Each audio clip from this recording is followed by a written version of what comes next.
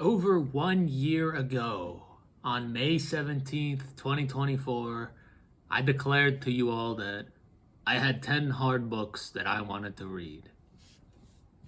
So, it's been over a year. I wanted to do a check-in, see how many of these books have I read. And yes, there's more than 10 in this list. And I also want to offer 5 more hard books that I want to read in 2025. So, let's get to it.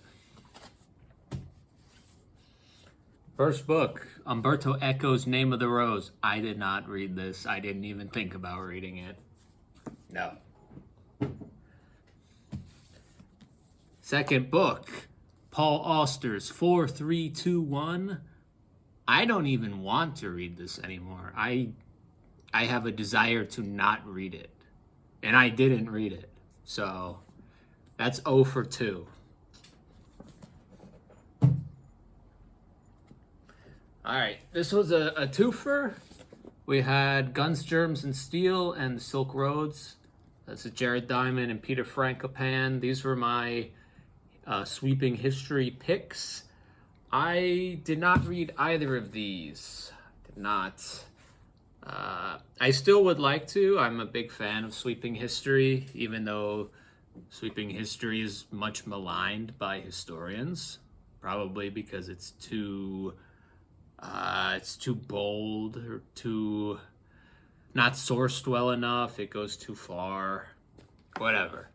So I didn't read these two, but I did read Sapiens by Harari. I read that in January. And I also read Debt by David Graeber, which is a 5,000 year history of debt, like since the inception of civilization. No, not 5,000 years. Since something. I forget when he started it.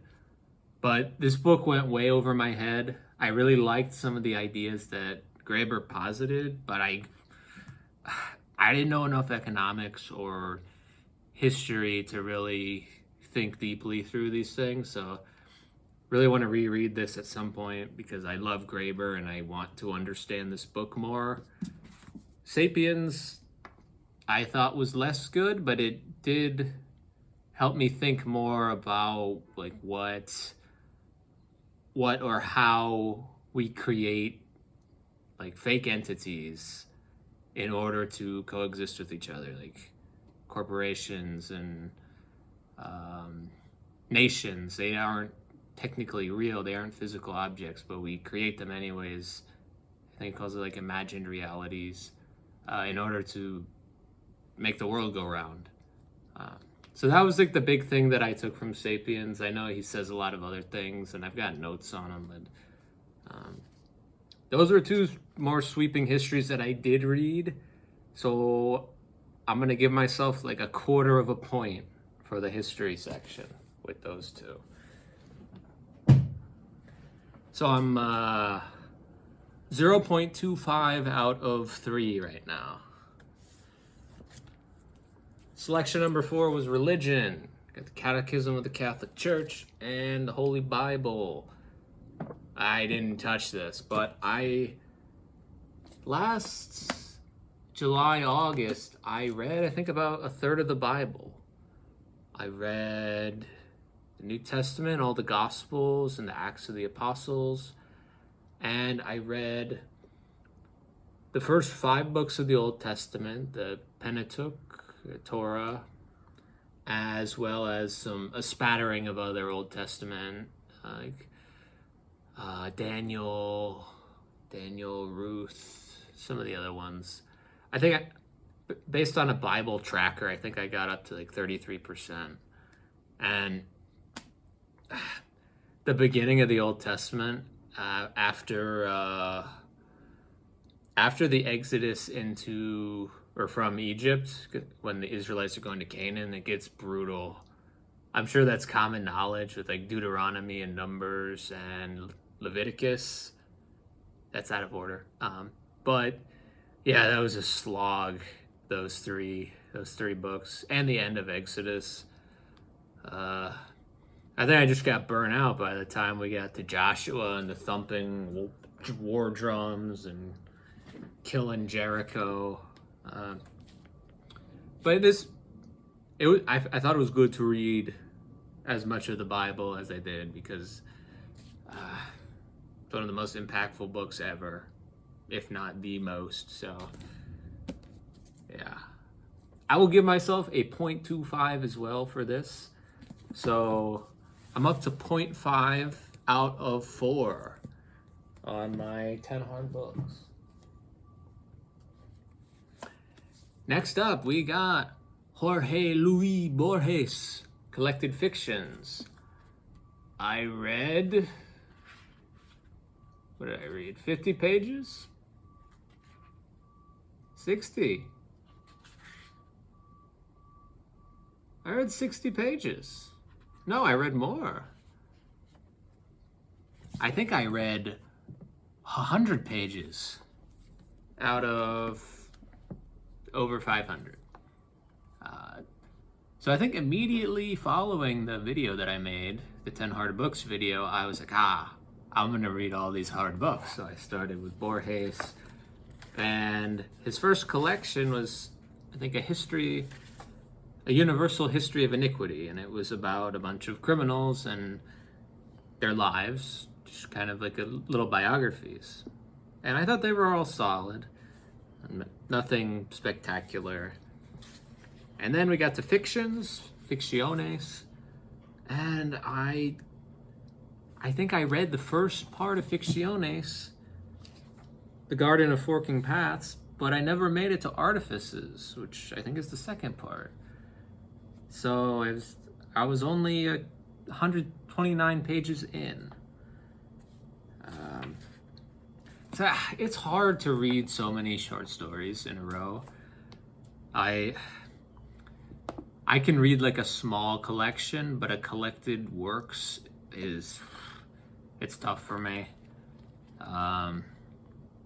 So this one gets another 0.25. So I'm at 0.75 out of 5 read. Halfway through the list.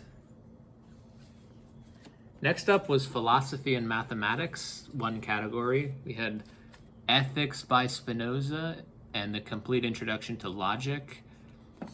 I did not even sniff ethics. I do not want to read it. One of my good friends read it. I don't know if he finished, but he said it was brutal. He said it was such a tough read, and he's smarter than me. So I'm not even gonna think about it. I don't even want to touch Spinoza right now. And then Logic, a complete introduction. I did read a book on arguments. I think I talked about it in my top 10 books 2024. Read a rule book for arguments. Goes through the types of reasonings and then types of arguments and fallacies as well. This was a useful guide.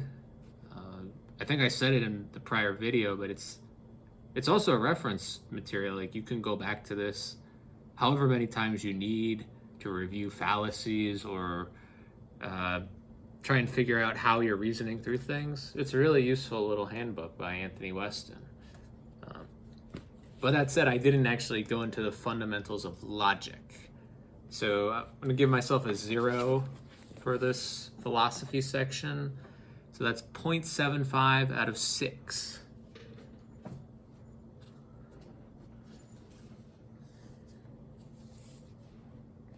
right. Next up, we got a Treasury of Classic Poetry. This is a Barnes & Noble Fancy Edition. Shiny gold edges. I maybe read a few poems from here. That's the same thing with short stories. It's a lot harder for me to go through a huge collection.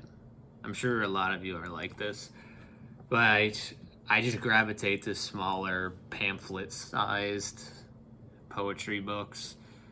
I'm reading a couple right now of just American poetry. Where Where is it? Hang on. It's right here, isn't it? Yeah. 101 Great American Poems by the American Poetry and Literacy Project. So something this size is a little more conducive than this size. So giving myself a 0 for this as well. So I'm at 0.75 out of 7 books read.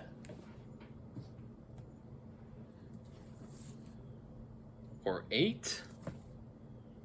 Maybe that was 8. I only have 2 books left. I guess the 9th book is Bulfinch's Mythology, which I did not read. I didn't even open it.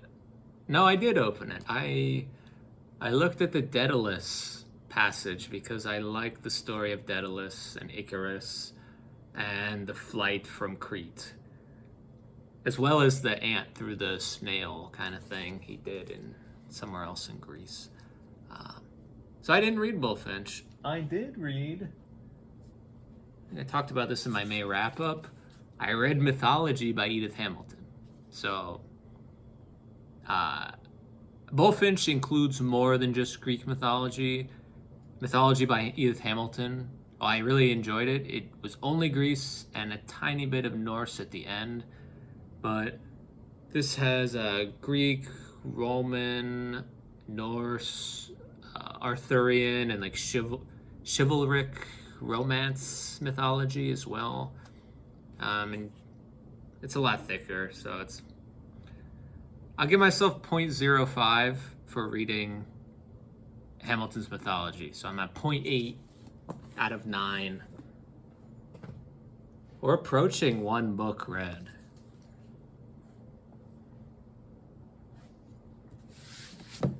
All right, and the last book was The Histories by Herodotus, which I didn't read. I would like to still, but I did not even sniff it. It's huge. I was reading other histories at the time, and I did not think about this book. So, there you have it. I really read no books that were hard this past year. Debt by David Graeber was hard. I pulled off a couple more. I know I've talked a lot about this book so far. Got Asimov's Chronology of the World, which I haven't finished yet, but just the scope of it is kind of difficult. I read 200 pages. I'm not looking for a pat on the back or anything. It's just... And I also read The Noonday Demon by Andrew Solomon, An Atlas of Depression. This is a huge book going through everything about depression, from people's experiences to treatments and demographics and suicide and other things like that. It's huge, it's emotional, it's boring a lot of the time when he's talking about like treatments and demographic history and class and politics and such.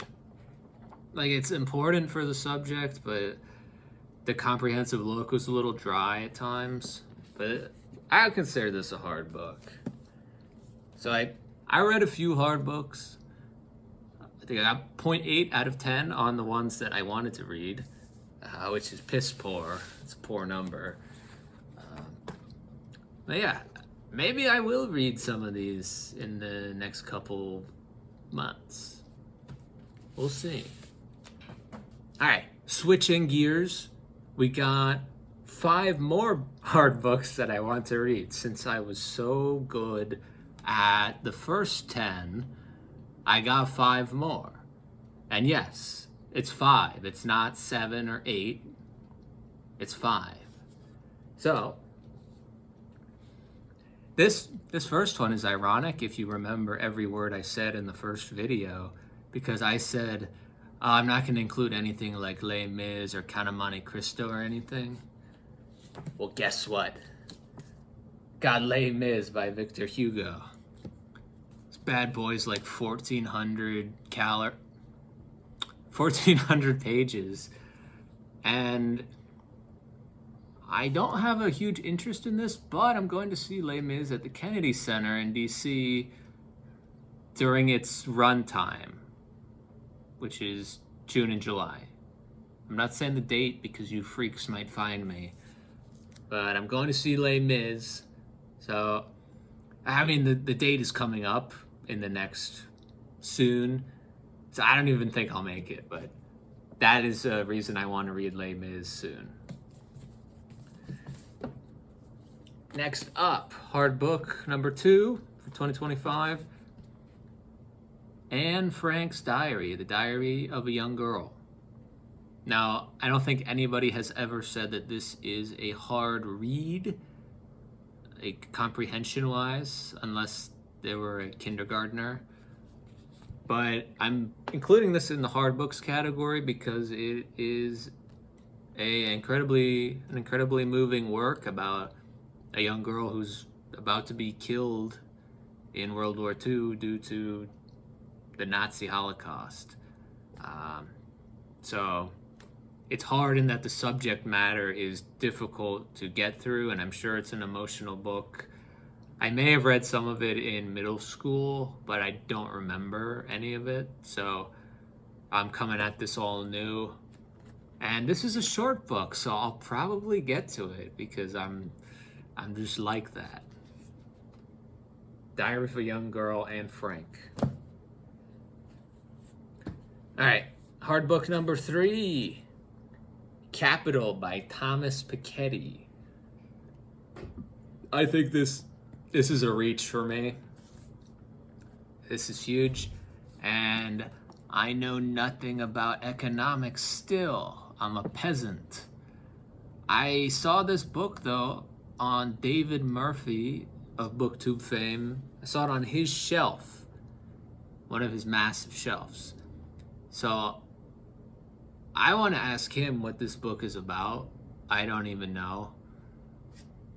Should I read Marx's Capital first? Is that a thing?